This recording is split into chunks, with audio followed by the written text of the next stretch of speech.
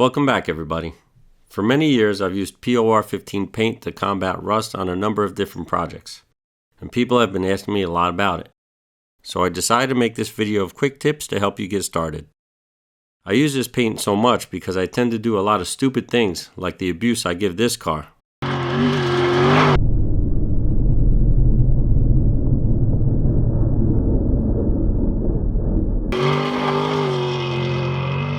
Banging it over rocks and dirt, then drowning it in water and letting it air dry is a sure way to invite rust. With a little bit of work, you can keep up with it before it gets out of control. Before you get started, knock off any large or loose flakes of rust.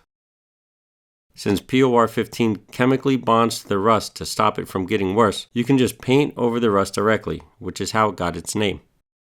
You don't have to grind or sandblast the metal if you don't want to. The first step is to use degreaser.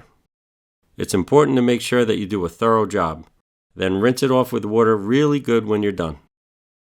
If you're working with seasoned metal, then you could probably start painting once the piece is completely dry, but it would be best to use metal prep anyway. If the metal still has smooth or shiny areas, you'll need to use metal prep for sure. Keep the metal wet for 20 minutes so it can soak in the solution. This etches the metal so that the paint has texture to anchor itself to. It also leaves a zinc phosphate coating on the metal for the paint to chemically bond to. Next, completely rinse and dry the piece. Now you're ready to paint. With this paint, a little goes a very long way. Start with a light coat and spread it thin. Let it dry until it's tacky, then brush on a second coat. This stuff dries pretty fast, and unlike other paints, the humidity makes it dry even faster. Once you close a container after use, it's extremely difficult to reopen. That's why I buy the 6-pack of 4-ounce containers. You'd be surprised how much 4 ounces will cover.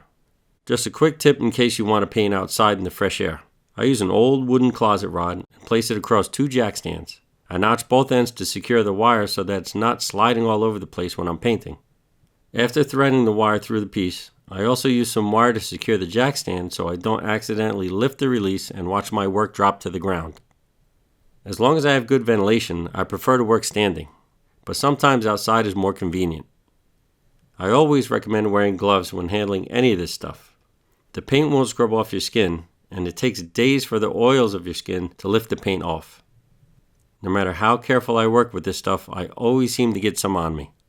Just remember, if prepping the metal is not done, or if it's not done properly, the paint won't bind to the metal and it will definitely come off over time. And if any of the pieces you're painting are exposed to sunlight, you'll need to paint a top coat over it because this paint is sensitive to light. Now there are pieces that I have painted without degreasing or prepping, and the paint lasted a long time, like the rear axle.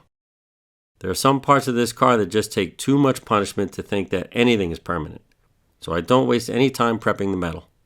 There are also some parts that I just didn't have time to prep, and they started peeling right away, like the roll cage. I threw some paint on the cage last minute before an event, knowing that at some point I would have to strip it and redo it correctly.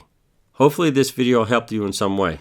If so, I'd love to hear about the project that you're working on in the comments below. Now it's time for me to get back to work, so I'll see you on the next one.